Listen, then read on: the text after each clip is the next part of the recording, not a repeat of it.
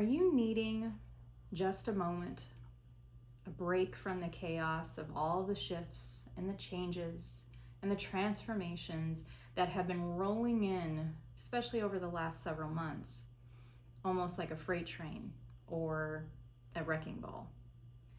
Could you just use a moment to gain some footing, to survey the land of your life circumstances so that perhaps you can have enough pause to make some logical, clear decisions on what comes next? If that's the case, then I've got some good news for you folks. This new moon in Virgo, September 2nd/3rd, 2024, is going to bring a very welcome reprieve for a lot of us. So I took a card out of the tarot deck to just kind of give an overarching theme of what the overall energy of this Virgo new moon is. And what I took out was the Four of Cups. The Four of Cups is a card that comes up when on its like bright side, on a positive side, and its positive aspect. The Four of Cups is about not saying yes, not saying no, just saying not now. It's a card that is about reassessing.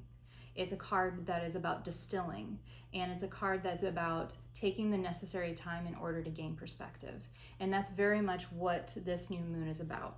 So this new moon is in opposition to Saturn at 16 degrees in Pisces.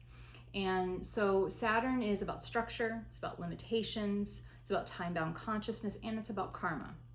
So with this opposition with Saturn then is squaring off Jupiter in Gemini at 19 degrees. So Jupiter is acting almost like this referee that's between our new desires, the new beginnings, like, let's just go ahead already, let's just move on. And then we have Saturn's energy that's just like, nope. We gotta take this very methodically, step-by-step approach if we want the new changes, the new beginnings to be something that's sustainable, that's worthwhile, and not to be too impetuous and just kind of rushing ahead. So this is a very balancing new moon. And for some of us who might want to rush ahead, it might be irritating, but for those of us who need a break and just need to pause from all of the change that's going on, it's going to be a welcome gift. Virgo's energy is, in its very essence, is about distilling. And it's 11 degrees, and 11 is the number of the master builder. So this is about getting clarity on what is needed in order to build a sustainable foundation for whatever long-term changes it is that we're wanting to implement in our life. This new moon is very much about playing the long game. It's not about quick satisfaction or anything of that nature. It's about long-term helpful change. And Saturn, being that it's associated with karma, we might very much still have some of the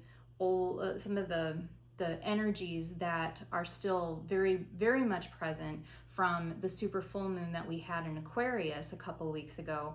And so there was a lot of upheaval in the month of August. And then we had Mercury in retrograde. By the way, Mercury has come out of retrograde August 28th. So that energy is now dissipating. And so communication and clear thinking should also now be enhanced.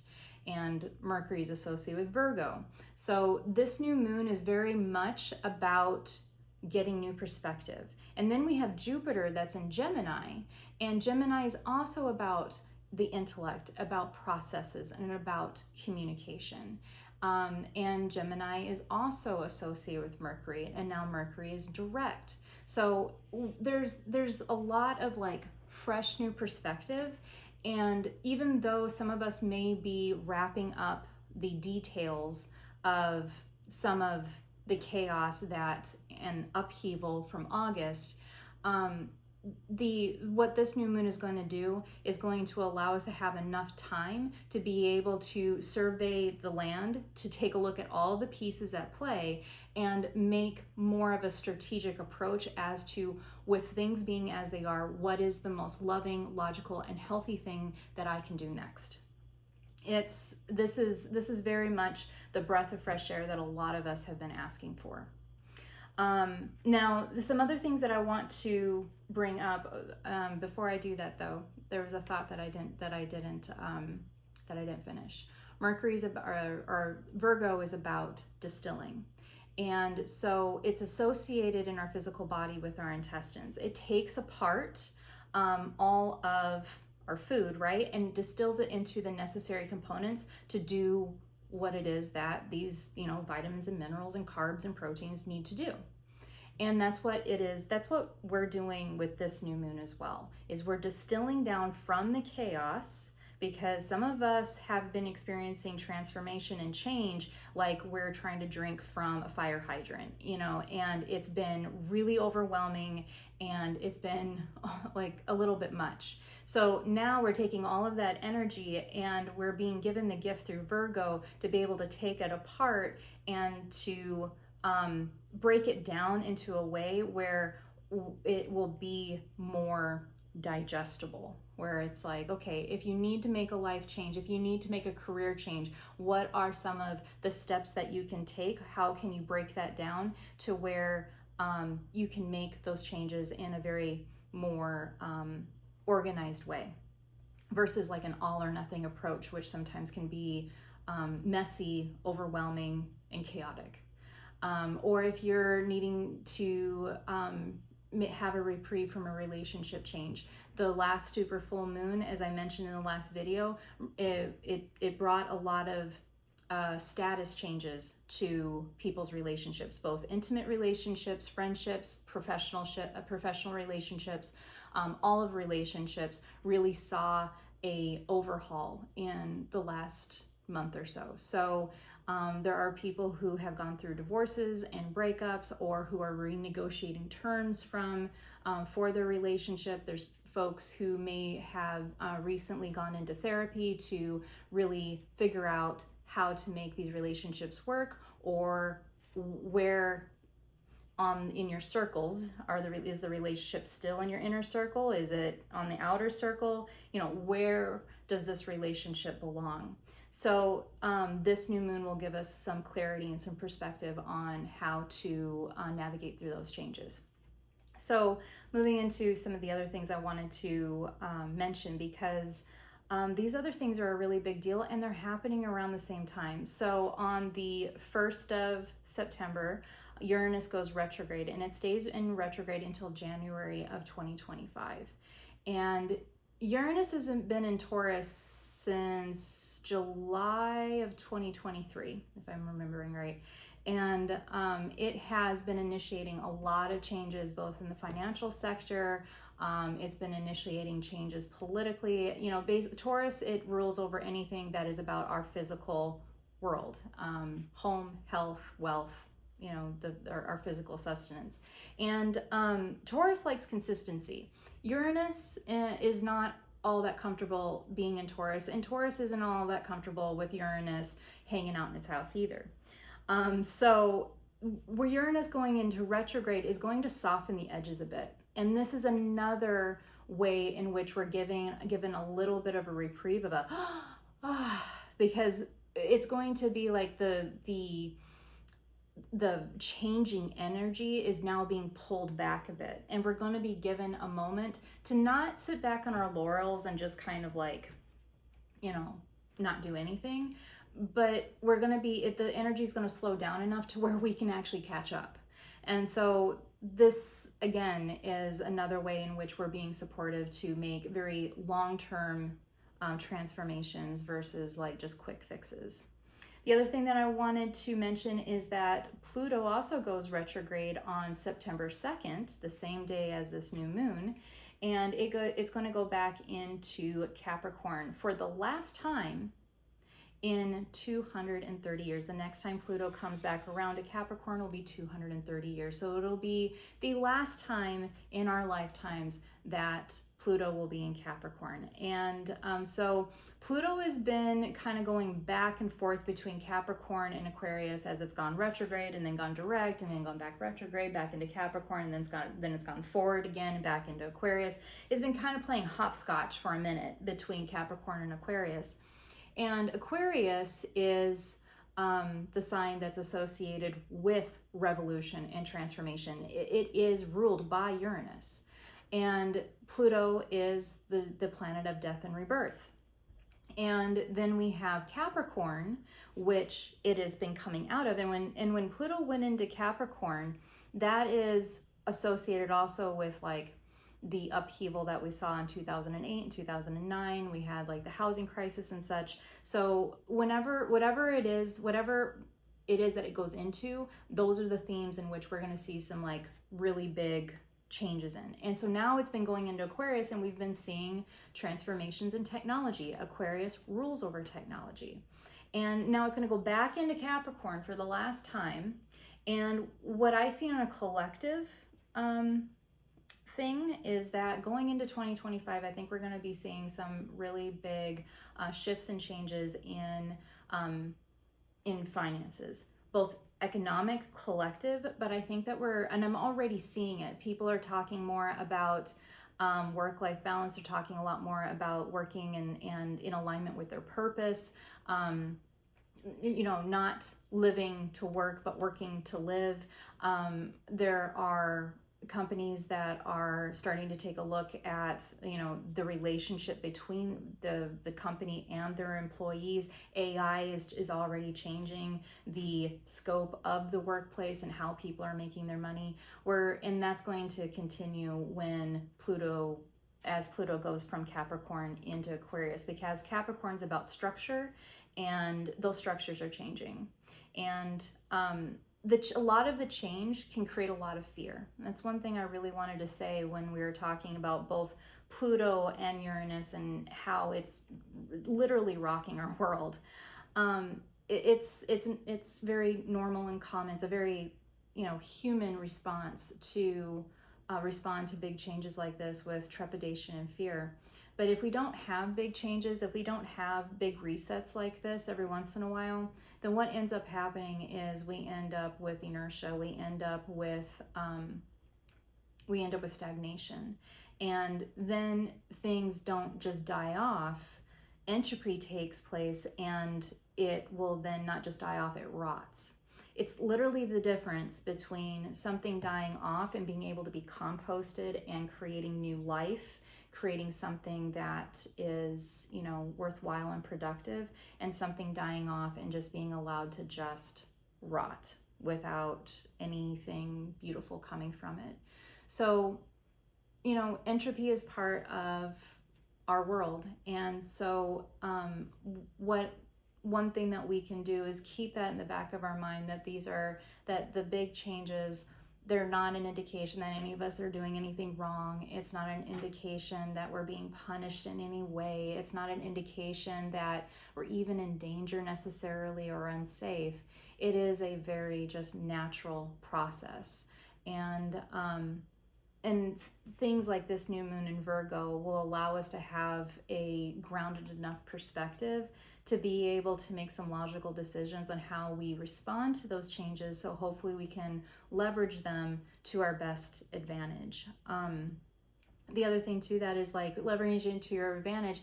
What I'm seeing I'm going to be making when we get closer to the end of the year, I'm going to be making a whole video in 2025 going into 2026, because we're going into a year of such transformational changes that it's very possible that when we come to 2027, we might be looking back and it will be like a whole new world. It's going to be such condensed changes that it makes me very nerve-sighted, because these changes are absolutely necessary. We've been living in 2,000 years of some pretty dense, oppressive kind of energies, and those structures, those energies are being asked to let go. So it's a good thing. And the transition can be very tough and even painful. But it's like, when we give birth to a child, right? Like, the process is painful, but it's also really beautiful. And that's the duality that we are working with right now. So with this Virgo new moon, we are being given an opportunity to prepare for big changes ahead. We're given, this is an excellent time to take stock, to strategize. When going forward, we're going to have Mars that's going into Cancer on September 4th. That's the other thing I wanted to talk about. And when Mars goes into Cancer, we're going to also be, our focuses are going to be very much about safety, security, and how we protect what is rightfully ours, our home, our family, our health, and our finances and things of that nature. So this is very kind of like a, I don't know, it's a time of reassimilation. So the other thing I wanted to talk about with that too is that many of us will feel like this time is like a test of faith, and to a certain extent that's true.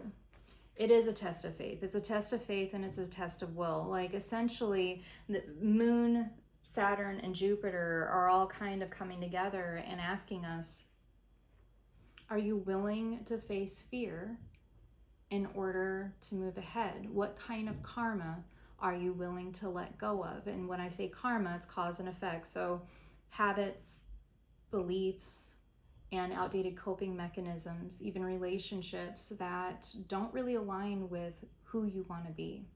We don't get to where we want to go necessarily by the doing, by doing. Like that's like 25% of it. It's an important 25% because we have to do the things.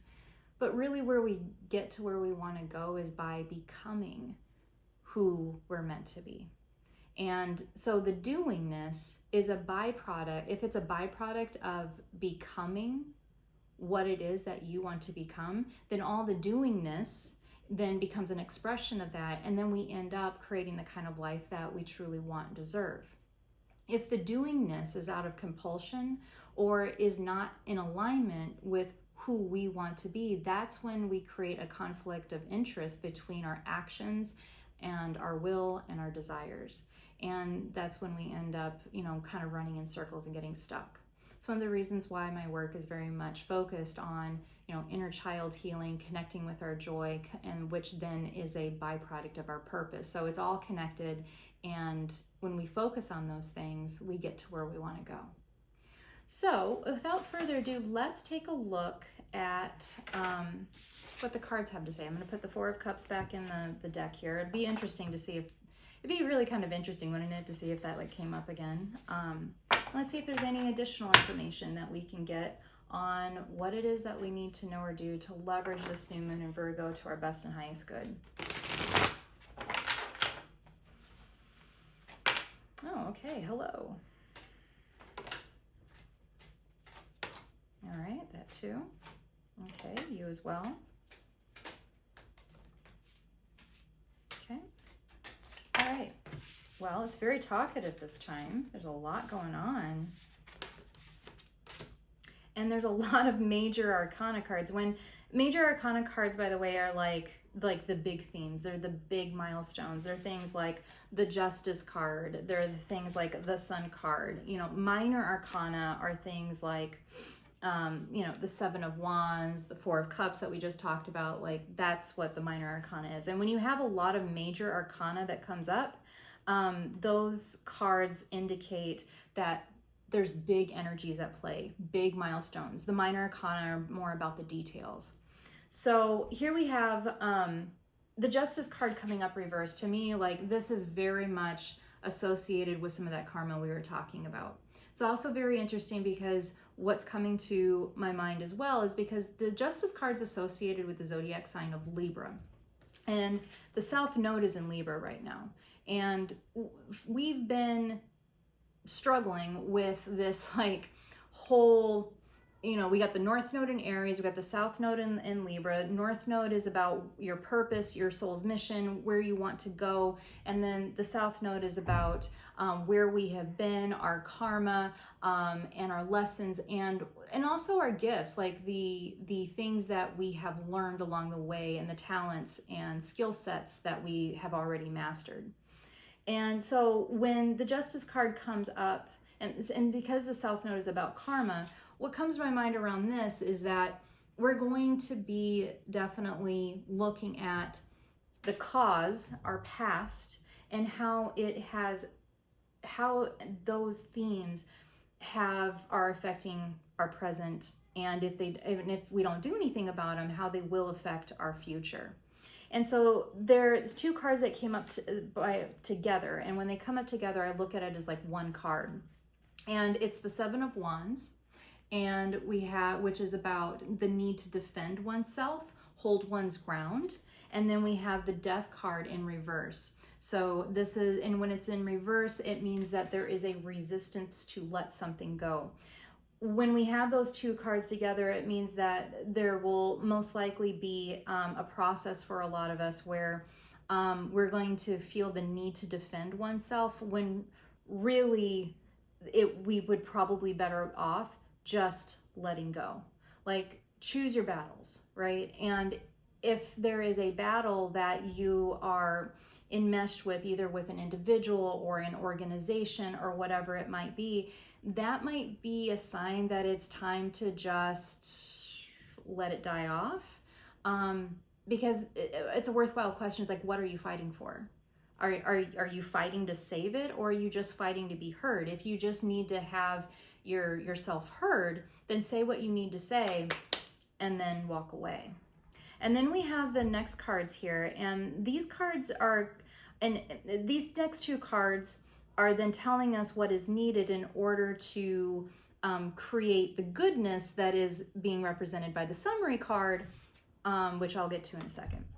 And so we have the Sun card in its reversal, and the Sun card is never a bad card, even when it's in its reversal. When it's in its reversal, it's talking a little bit more about the healing that is needed to be done in order to reach the success that the Sun card represents. And when it's in its reversal, it's about healing old wounds, and it's about inner child healing. This is really about accessing your joy.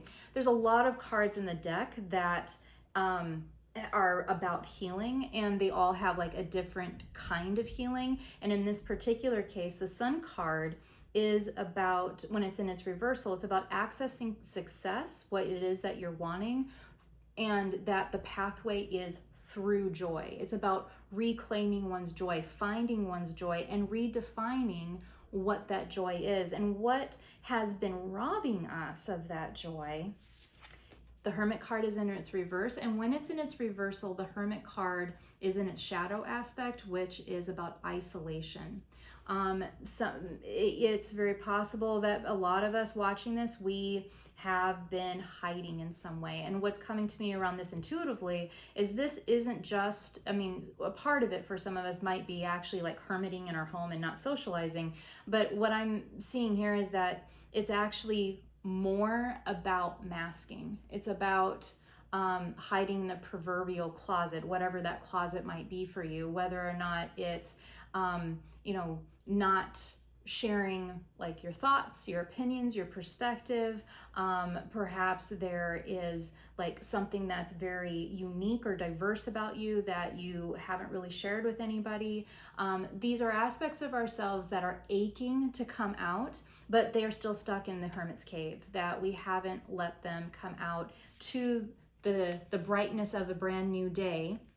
And that when we do, we have the Artist card. Now this is a card that's specific to this deck. I'm using the Ethereal Visions deck. I think it's a gorgeous deck.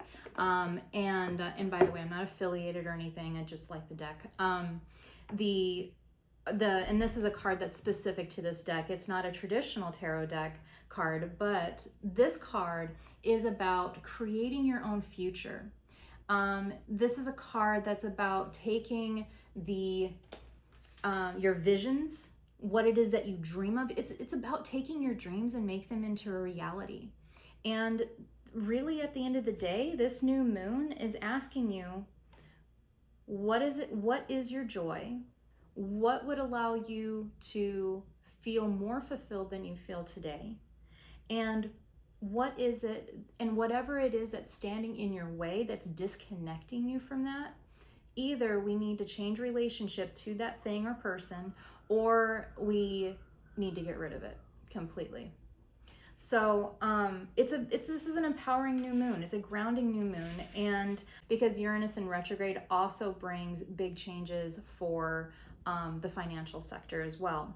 And so one of the biggest things that trips us up, you know, on a personal level and collectively, is our relationship to this very complicated energy called money. One of the ways that I have explained what this money energy is really all about is covered in my podcast, Meet the Goddess Money. So check both of those things out below. The other thing that's rolling out is Beyond Reiki.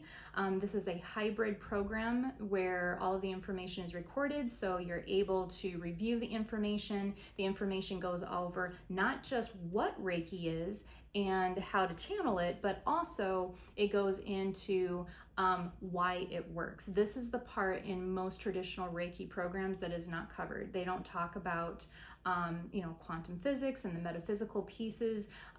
Chakras, by the way, are a model for the mind, body, spirit connection. We go into how that all works and how they interface with each other, and how the chakra system is a model that explains how mind, body, and spirit interact with one another.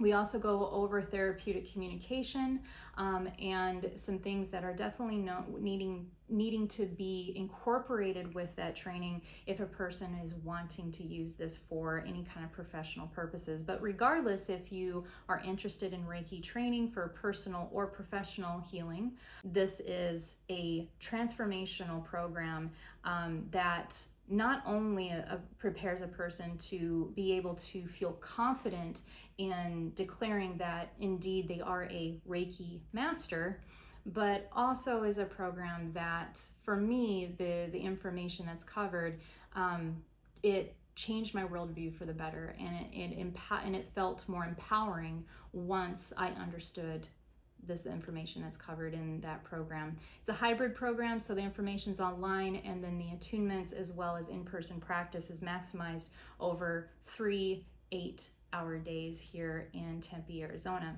So if that's something you're also interested in, and that seems like that would be in alignment with the kind of transformation and change and healing that you're looking for, take a look at that, also in the description below. All right, everyone, thank you so much for joining me here. Happy new moon in Virgo. Stay grounded, stay safe, and I will see you back here shortly. Bye-bye.